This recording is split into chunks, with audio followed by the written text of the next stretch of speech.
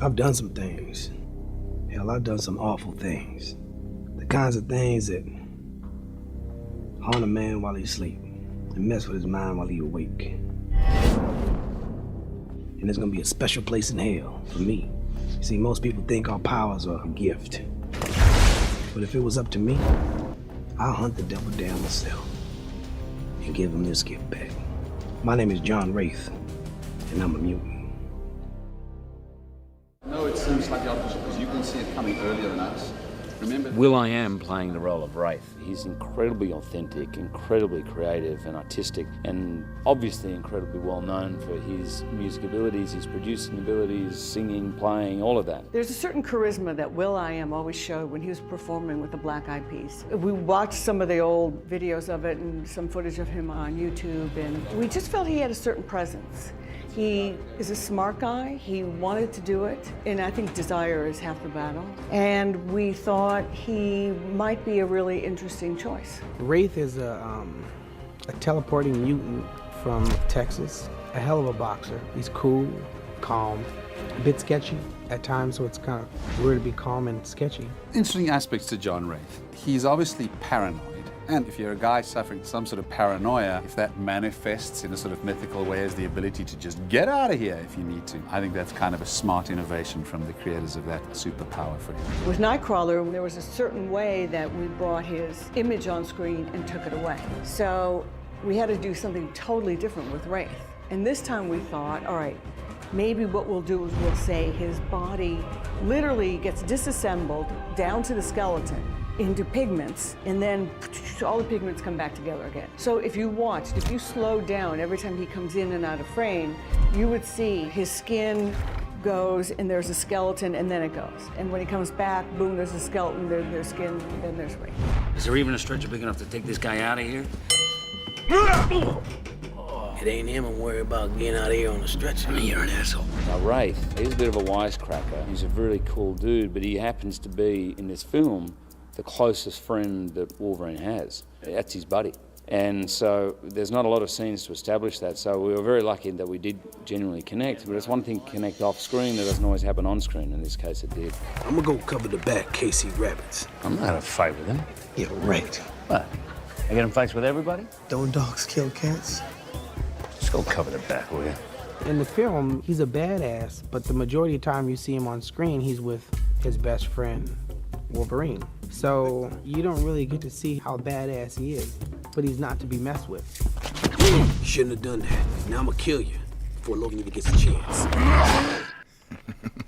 This is like my first big film, so going from singing to acting, one would think it's easy, you know, because we act on stage all the time, but it's hard. I studied by watching a lot of badasses on the internet, right? I went online, I typed in badass, so they gave me a whole bunch of selection of badass dudes to mold my character after. His approach to the world of acting, which he's fairly new to, was just really inspiring, because for him it was a new art form.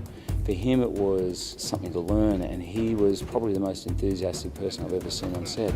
He never walked back into his trailer. He was always there, he was always learning. He was a natural. We all got our coping mechanisms. Next cut is going to be a view down there. In order to come back to an island that's this side of the camera.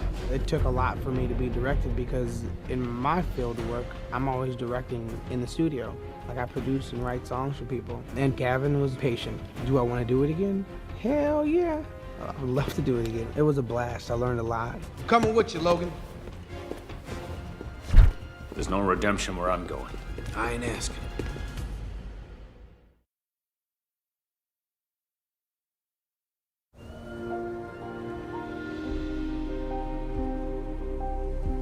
Why are you up so early?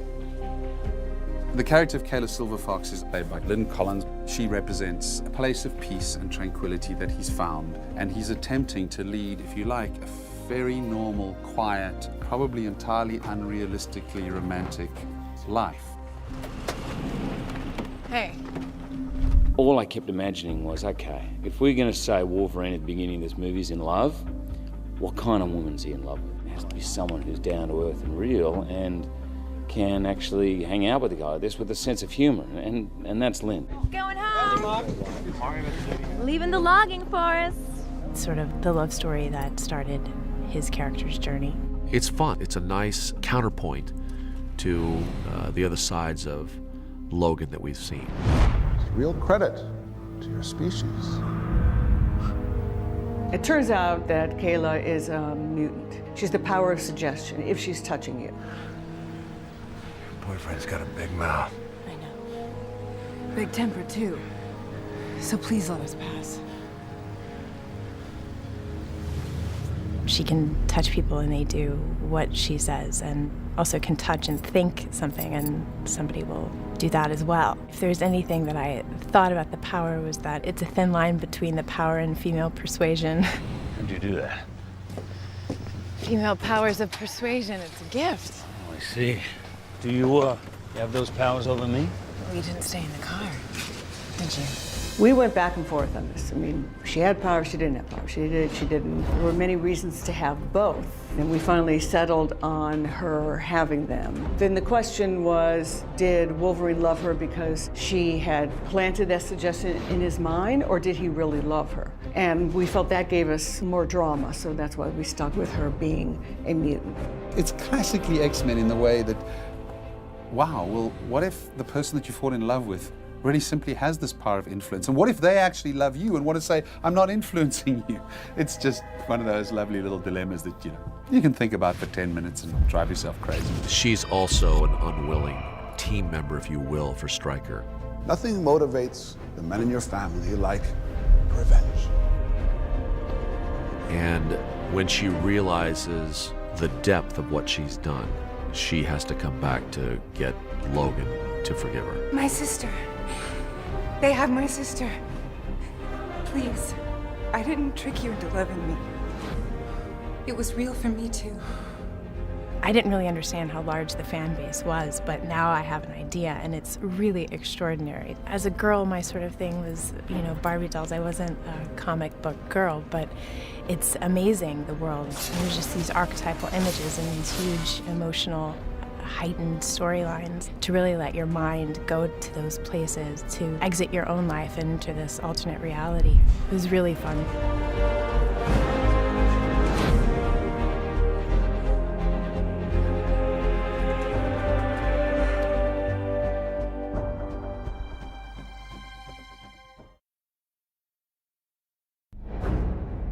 I don't regret the things that I did. I'm proud of what I am. I'm proud of what I've done for my country. You'll sit there in judgment. I say to them, you got a problem with me, you say it to my face. Should I put up with a lifetime of people trying to cut me down? Great, and if you tried, I swear to God, you better run. If I ever catch you up, I swear, I might teach you some manners. Part of what our job is with the X-Men franchise is to figure out which new characters we would introduce. We have all been huge fans of Blob. When I was developing the first X-Men, we had a script that included the Blob. The problem with the Blob is that there is an expense that goes with him. So we never really had the budget to do it. This time we had less mutants with demanding physical powers so that we could involve the Blob. It was tricky because we had to get somebody who would be able to be the most powerful, muscular individual at the beginning of the movie, and then later on when we meet him in the movies, a guy who's eaten himself into the most enormous man. We needed somebody very tall, and Kevin Durant came in. Totally game to put on a fat suit, which by the way weighs a lot. When I first got offered the Blob, I thought that someone was playing a prank on me. I did not think that I was gonna play Fred. And when I really thought about it, I got so excited to get to disappear into this huge, almost bipolar type, all over the place. He could flip on a dime. He could be telling you something really charming and funny and then punch you in the frickin' face. Fred? The tank. The tank.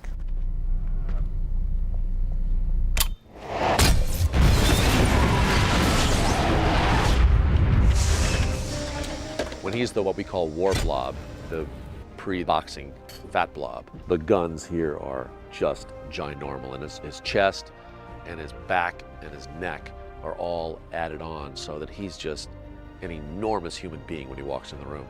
But the makeup is very good. When we were shooting in Sydney, a lot of the extras came up and go, What did you do to work out to be like that? I wanted a guy who looked like he was this big, tough guy. Had enough? It's embarrassing. But in some way is a little bit of a softie because, you know, he has a great line in the plane. Oh, Jesus, Fred, you just met her last night. I love her. You love her after one night. She's a gymnast. He just taps the humor of that whilst remaining absolutely true to the sort of seriousness of that character. That endears him to us, so that when we find him later on in the movie, in this giant suit, there's a sort of lostness to this guy, and even in his aggression, we understand that he's a guy who's basically comfort eating to an extreme degree. Hey, Fat, Fred, seem to remember that girl when she was about 85 pounds, huh? Oh, that's funny. You're still so funny, Logan. One of the signature things that Wolverine does is call his adversaries Bub. And we needed to get the name Blob out. Come on, Bub, for old time's sake, huh? Did you just call me Blob? No, but...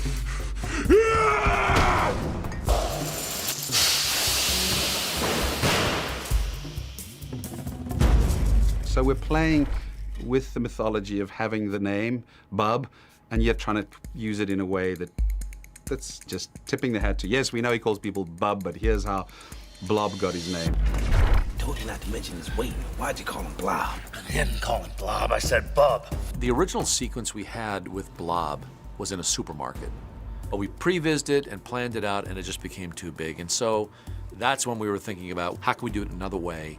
Doing it in the boxing ring and now seeing him and putting them one-on-one seemed like a lot of fun. It's got to be the biggest fat suit that's ever been created. We used about 1/2 ton of clay and sculpted a very huge body, and then they'd even plug in the cool suit. I have never been so hot. They had this tubing that went through my t-shirt underneath that was hooked up to an ice box.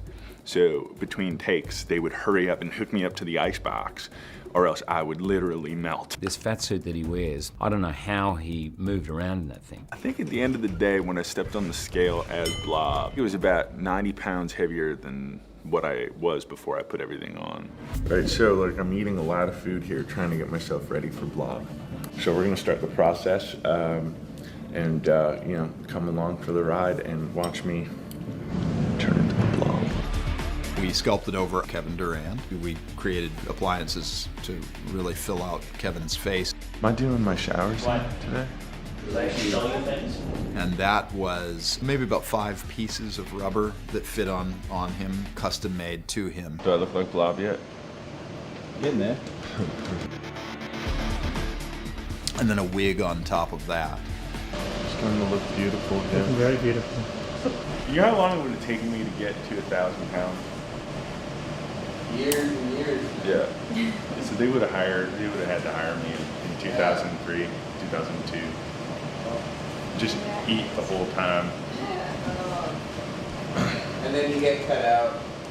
Yeah, exactly. It's about a 5-hour total process to get him in the makeup and the bodysuit. Blob is ready.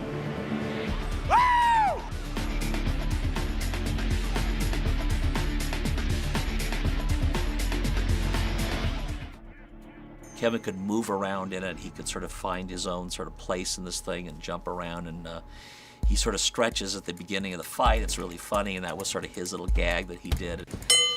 What we wanted to do was get a lot more fat jiggles when he hits Blob, and so we wanted to get some sort of sloshing around of his fat. So we actually scanned this actor. We have a head-to-toe scan of Kevin in his costume.